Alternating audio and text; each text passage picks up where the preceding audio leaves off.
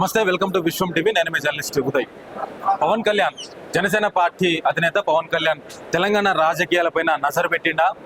తెలంగాణలో జనసేన పార్టీని బలోపేతం చేయబోతున్నాడా అంటే అవుననే సమాధానాలు వినిపిస్తూ ఉన్నాయి. కొద్దిసేపటి క్రితమే ప్రెస్ క్లబ్ లో జిఎస్ఆర్ చారిటబుల్ ట్రస్ట్ చైర్మన్ గడల శ్రీనివాసరావు గారు, ఆయన తెలంగాణ మాజీ హెల్త్ డైరెక్టర్ కూడా పనిచేసినటువంటి పరిస్థితి. ఆయన మనందరికీ కూడా సుపరిచితుడే. ఆయన చారిటబుల్ ట్రస్ట్ ద్వారా అనేక కార్యక్రమాలు చేయడం కావచ్చు, హెల్త్ డైరెక్టర్ సంబంధించి అప్పుడు కూడా చాలా కార్యక్రమాల్లో చురుకుగా పనిచేసినటువంటి అనుభవం ఆయనకున్నది. సో ప్రజెంట్ ఆయన జనసేన పార్టీలో జాయిన్ అయ్యారు.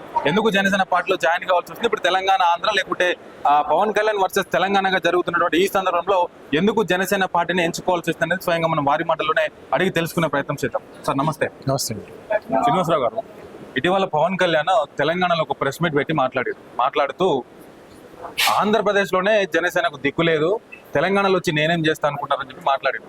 సో అట్లాంటి దిక్కులేని పార్టీలు, అంటే పవన్ కళ్యాణ్ వాడిన వ్యాఖ్యలే మాట్లాడుతున్నాను. సో అట్లాంటి దిక్కులేని పార్టీలో మీరెందుకు జాయిన్ అయ్యారు తెలంగాణ? మీరు అర్థం చేసుకోవాల్సిందంటే వారు మాట్లాడిన మాటలు తప్పుగా అర్థం చేసుకోవడం జరిగింది. ఓకే, సో ఇక్కడ తెలంగాణ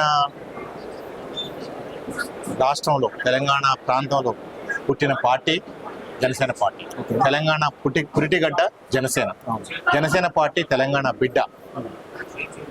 అవి కాకుండా దేశంలో రాజ్యాంగం ప్రకారం ఏ పార్టీ అయినా, ఏ రాజకీయైనా ఎక్కడికైనా పోవచ్చు, ఎక్కడికైనా మీటింగ్లు పెట్టుకోవచ్చు, ఓకే, ఎలాంటి కార్యక్రమాలు నిర్వహించవచ్చు. బట్ అవన్నీ కూడా ప్రజల ఆశయాలకి, ప్రజల ఆకాంక్షలకి, అక్కడ ఉన్న ఆ ప్రాంత ప్రజల వాళ్ళ భావజాలానికి అనుకుంటా మనం పనిచేయాల్సి ఉంటుంది. సో జనసేన పుట్టిందే హైదరాబాద్ నడిపోతుంది. Janasena party Telangana party. Okay, so ఇక్కడ వారు చెప్పిన దానికి మనం ఎవరైతే కొంతమంది వ్యక్తులు, కొంతమంది సంస్థలు ద్వందార్థాలు తీసారు తప్పితే వారు చెప్పింది అలాంటి ఉద్దేశం కాదు. కానీ ఇక్కడ ఇంకొక ప్రశ్న ఏంటంటే, పవన్ కళ్యాణ్ జనసేన పార్టీ పుట్టిందే తెలంగాణలో, ముఖ్యంగా హైదరాబాద్. అంత మాత్రమే కాకుండా వారాహి యాత్రకు సంబంధించి పూజ జరిగింది కూడా ఇదే తెలంగాణ. సో అట్లాంటి తెలంగాణను మరిచిపోయి వాళ్ళ ఆంధ్ర దగ్గరికి వెళ్ళి ఆంధ్రలో పార్టీని బలోపేతం చేయడం ఎట్లా చూడొచ్చు? ఇంకోటి, తెలంగాణలో అంత పెద్ద ఎత్తున పార్టీని స్థాపించినప్పుడు కూడా ఇక్కడ దిక్కు లేదు అనేటువంటి వ్యాఖ్యలు ఎందుకు చేయాల్సి వచ్చింది పవన్ కళ్యాణ్? నేను అదే మీకు చెప్తున్నాను. ఇక్కడ మీరే చెప్పారు, ఇక్కడ తెలంగాణలో పవన్ కళ్యాణ్ గారు తెలంగాణ ప్రాంతం నుంచి ఇన్స్పైర్ అయిన వ్యక్తి, భావజాలం నుంచి స్ఫూర్తి పొందిన వ్యక్తి. ఏదైతే తెలంగాణ జనసేన పార్టీ సిద్ధాంతాలు ఉన్నాయో అవన్నీ కూడా తెలంగాణ నుంచి వచ్చినాయి వారికి అంతా కూడా. ఓకే, సో వారికి పార్టీ పెట్టిన తర్వాత అక్కడ అవకాశాలు ఎక్కువ కనిపించినాయి, ప్రజలకు సేవ చేసే అవకాశాలు వచ్చేసేసి. ఓకే, వారి సిద్ధాంతాన్ని బలంగా తీసుకునే అవకాశం రావడం జరిగింది. ఈరోజు ఒకేసారి ఆయన పార్టీ పెట్టగానే అధికారంలో రాలేదు. గత 15 సంవత్సరాల నుంచి కూడా వారు నిరంతరం కష్టపడుతున్నారు, ప్రజా సమస్యల మీద పోరాటం చేస్తున్నారు. ఓకే, ఎస్పెషల్లీ యువత ఏదైతే ఈరోజు నిరాశ నిస్పృహలు ఉన్నదో, 15 సంవత్సరాల క్రితమే వాళ్ళ ఆశయాలు, ఆకాంక్షలు అర్థం చేసుకొని ఈరోజు జనసేన పార్టీ పెట్టడం జరిగింది. ఇదేమి కొత్తగా పుట్టిన పార్టీ కాదు. ఇప్పుడున్న రాజకీయ పార్టీలన్నీ కూడా ఇప్పుడు వాళ్ళు అర్థం చేసుకుంటున్నారు, యువత ఏం కోరుకుంటున్నారు, యువతకి ఎలాంటి కోరికలు ఉన్నాయి, ఆశలు ఏంటి, ఆకాంక్షలు ఏంటి, ఇప్పుడు వాళ్ళని మా పార్టీ సిద్ధాంతాలను ఎలా మార్చుకోవాలి, ఓకే, జన్జెడ్ని ఎలా అట్రాక్ట్ చేయాలని ఇప్పుడు ప్రయత్నం చేస్తున్నారు.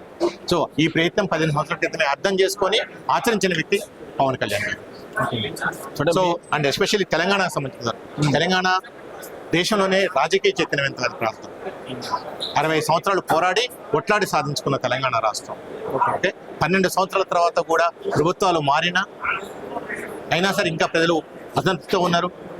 ప్రజల సమస్యలు అలానే ఉన్నాయి, పరిష్కారం కాలేదు. ఒకవైపు బంగారు తెలంగాణ అనుకున్నాం, ఇంకోవైపు ప్రభుత్వం ద్వారా ప్రజల జీవితాల్లో మార్పులు తీసుకొస్తాం అనుకున్నాం. ప్రభుత్వాలు మారుతున్నాయి, అన్ని అవుతున్నాయి, కానీ ఎక్కడ కూడా ప్రజల సమస్యలు మాత్రం అట్లే ఉన్నాయి. అండ్ వీటన్నిటికంటే ముఖ్యంగా ఈ తెలంగాణ 12 సంవత్సరాల తెలంగాణలో ఏ రోజు కూడా తెలంగాణ కోసం మాట్లాడని, ఏ రోజు కూడా తెలంగాణలో ప్రచారానికి రాని, అంటే కూటమికి సంబంధించి వచ్చిండేమో కానీ ప్రధానంగా జనసేన పార్టీ ఇక్కడ ఎప్పుడు కూడా బలోపేతం చేయకుండా ఇప్పుడు వచ్చి తెలంగాణలో బలోపేతం చేశారనము దేనికి సంకేతంగా చూడొచ్చు? ఇక్కడ మనం ముఖ్యంగా అర్థం చేసుకోవాల్సింది ఏంటంటే, ఆల్రెడీ ఇక్కడ పార్టీలు ఉన్నాయి. అప్పుడు కూడా లాస్ట్ ఎలక్షన్స్ లో కూడా జనసేన పార్టీ చేసింది. జనసేన పార్టీ పోటీ చేయలేదని అనకండి. జనసేన పార్టీ గత 2023 ఎలక్షన్స్, 2024 ఎలక్షన్స్లో 8 స్థానాల్లో పోటీ చేయడం జరిగింది. ఆల్రెడీ పోటీ చేయడం జరిగింది. జనసేన పార్టీ ఇక్కడ పూర్తిగా ఉన్నది. లక్షలాది మంది అభిమానులు ఉన్నారు జనసేన పార్టీకి, పవన్ కళ్యాణ్ గారికి ఇక్కడ వచ్చేసేసి. సో దీన్ని ఎందుకంటే ప్రతిదానికి ఒక సమయం, సందర్భం ఉంటుంది. ఓకే, ఎందుకంటే ఇప్పుడు ఏదైతే మేము కొట్లాడి సాధించి తెచ్చినాం తెలంగాణ అని చెప్పేసి చెప్పుకున్న ఛాంపియన్స్ ఏవైతే ఉన్నారో, పార్టీలు ఏవైతే ఉన్నాయో, ఓకే, ఎప్పుడైతే ప్రజల ఆకాంక్షలకి, ఆశయాలకి అనుగుణంగా పనిచేయనప్పుడు తప్పకుండా వేరే వైపు చూస్తుంటారు. ఓకే, ఓకే, సో వాళ్ళ ఆశల్ని ఆకాంక్షల్ని, యువత ఆశయాల్ని, ఎస్పెషల్లీ నిరుద్యోగుల ఆశల్ని, ఉమెన్ సాధికారత ఏదైతుందో వీటన్నిటికి సంబంధించి కూడా ఈరోజు అర్థం చేసుకున్నది కాబట్టి మళ్ళీ మాకు తప్పకుండా ఒక అవకాశం ఉంటుంది. ఓకే, ఇప్పుడు ఆల్రెడీ ఎవరైతే ఛాంపియన్స్ అని చెప్పుకున్నారో వాళ్ళని ఈరోజు ప్రజలే మార్చేస్తారు. ఓకే, వాడు కరెక్ట్గా సక్రమమైన మార్గంలో నడుచుంటే ఈరోజు మార్చాల్సిన అవసరం లేదు కదా, వేరే వాళ్ళకి అవకాశాలు ఇవ్వాల్సిన అవసరం లేదు కదా. సో ఒకసారి మనం సాధించుకున్న తర్వాత మనం అభివృద్ధి గురించి మనం మాట్లాడాలి, ప్రజలకి ఎలా మెరుగైన మౌలిక వస్తువులు అందించాలనే గురించి మాట్లాడాలి. ఉచిత విద్య, ఉచిత వైద్యం, ఇవన్నీ కూడా మనం ఓన్లీ పేపర్ మీద చూస్తున్నాం. నిజంగా ప్రజలకు ఉచిత వైద్యం అంతుందా, ఉచిత వైద్యం అంతుందా, ఇవన్నీ కూడా మనం అర్థం చేసుకోవాలి. అంటే మీ మీద ప్రధానంగా ఇంకొక ఆరోపణ కూడా ఉన్నది. ఏంటి అంటే హెల్త్ డైరెక్టర్ గా గడల శ్రీనివాసరావు గారు భారీ ఎత్తున అక్రమాలకు పాల్పడి డబ్బు సంపాదించాడు, దాన్ని కాపాడుకోవడానికి మాత్రమే ఇవాళ రాజకీయమైనటువంటి మార్గాన్ని ఎంచుకున్నాడు అని అంటూనే గతంలో కూడా కేసీఆర్ కాళ్ళు పట్టుకున్న టికెట్ కోసం రాలేదు. దాని తర్వాత కొన్ని సందర్భాల్లో కొన్ని సభలలో డైరెక్ట్ గా మాట్లాడుతూ నాకు టికెట్ ఇవ్వండి అని చెప్పేసి కాంగ్రెస్ పార్టీని అభ్యర్థించాడు, అక్కడ కూడా ఆ స్థానం లేదు. సో చివరికి జనసేన ఎంచుకున్నాడు. ఏది ఏమైనా కూడా ఎమ్మెల్యే కావడం ఆయన లక్ష్యము, ఆయన ఆస్తులను కాపాడుకోవడం ఆయన లక్ష్యంగా చెప్తా ఉన్నారు. వాళ్ళకి సమాధానం ఏంటి? నేను ఎమ్మెల్యేనో ఇంకోదో కావాలనుకుంటే మీరు చెప్పినట్లు బలమైన పార్టీలో పోవచ్చు కదా, మీరే అంటున్నారు కదా మాది బలమైన పార్టీ కాదని చెప్పేసి. నేను ఈ పార్టీని ఈ వేదిక ఎందుకు కారణం, పార్టీ సిద్ధాంతాలు నచ్చాయి. ఓకే, నీతి, నిజాయితీ, నిబద్ధతతో కూడిన రాజకీయాలు, జవాబుదారితనంతో కూడిన రాజకీయాలు, ప్రజల కేంద్రంగా పాలించే రాజకీయాలు, అండ్ సమాజంలో అన్ని వర్గాల వాళ్ళకి సమాన అవకాశాలు కల్పించాలి. ఎస్పెషల్లీ యువతీ యువకులకు చట్టసభల్లో అవకాశాలు కల్పించాలి. నాకు మనసుకు దగ్గరగా ఉన్న సిద్ధాంతాలు, ఆశయాలకి ఇవన్నీ ఉన్నాయి కాబట్టి ఈరోజు నేను జాయిన్ అయ్యాను. నిజంగానే నేను ఇంకోటి కావాలనుకుంటే ఎప్పుడో జాయిన్ అయినవాడిని ఒకటి. అండ్ రెండోది వచ్చేసి మీరు ఇంతకుముందు ఏదో ఒక మాట మాట్లాడారు, అది పూర్తి అవాస్తవం, దయచేసి చేయకండి. నేను నిజంగానే అలా ఉంటే ప్రభుత్వంలో చాలా వ్యవస్థలు ఉన్నాయి. నాకు ఈరోజు ప్రభుత్వం స్వచ్ఛంద పదవి విరమణ ఉట్టిగా ఇవ్వదు. ఓకే, వాళ్ళు అన్ని రకాలుగా ఎంక్వైరీలు ఇన్వెస్టిగేట్ చేసుకున్న తర్వాతనే ఈరోజు ఇదే ప్రభుత్వం నాకు స్వచ్ఛంద పదవి విరమణ ఇవ్వడం జరిగింది. నేను జనవరిలో స్వచ్ఛంద పదవి విరమణకి అప్లికేషన్ పెడితే వాళ్ళు సెప్టెంబర్లో ఇది చేసుకున్నారు. 6 నెలలు 7 నెలలు వాళ్ళు మొత్తం అన్ని రకాలుగా ఎంక్వైరీలు చేసుకున్న తర్వాతనే ఈరోజు ఎలాంటి లేవు. ఓకే, టోటల్ ట్రాన్స్పరెన్సీగా ఉంది అంతా కూడా. ఓకే, అన్ని నిర్ణయించుకున్న తర్వాత ఈరోజు వాలంటీర్ ట్రీట్మెంట్ ఇవ్వడం, లేదా వాలంటీర్ ట్రీట్మెంట్ ఎవరికి ఇవ్వరు స్వచ్ఛందంగా. నేను కూడా 2 సంవత్సరాలు టైం తీసుకున్నాను, ఎందుకంటే నన్ను రివైజ్ చేసుకున్నాను. ప్రజల విస్తృతంగా ప్రజల్లోకి వెళ్ళాలి, ప్రజాబాహుళ్యంలోకి వెళ్ళాలి, ఎలాంటి వేదిక అయితే బాగుంటుంది, ప్రజల సమస్యల్ని. ఎందుకంటే నేను ఒక సీనియర్ బ్యూరోక్రాట్గా ఓకే అక్కడ వ్యవస్థలన్నీ చూశాను, చాలా దగ్గర నుంచి చూశాను, వాళ్ళ వ్యవస్థల్లో లోపాలను చూశాను, వాటిని ఎలా సరిదిద్దాలో అర్థం చేసుకున్నాను. ఓకే, బట్ నేను వాటిని సరిదిద్దడానికి నాకు ఆ పవర్ లేదు.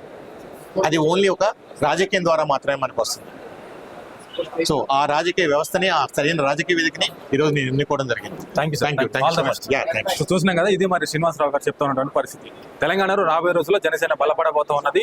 సో ఖచ్చితంగా ప్రజలకు సేవ చేయడానికి నాకున్నటువంటి అప్పుడు ఉన్నటువంటి పరిధి సరిపోతుంది కాబట్టి రాజకీయాలను ఎంచుకొని రాజకీయాల ద్వారా రేపు రాబోయే రోజుల్లో ప్రజలకు విస్తృతంగా పనిచేయడానికి నేను జనసేన పార్టీ ద్వారా ముందుకు వస్తున్నానని చెప్పేసి గడల శ్రీనివాసరావు గారు మనతో చెప్పినటువంటి పరిస్థితి.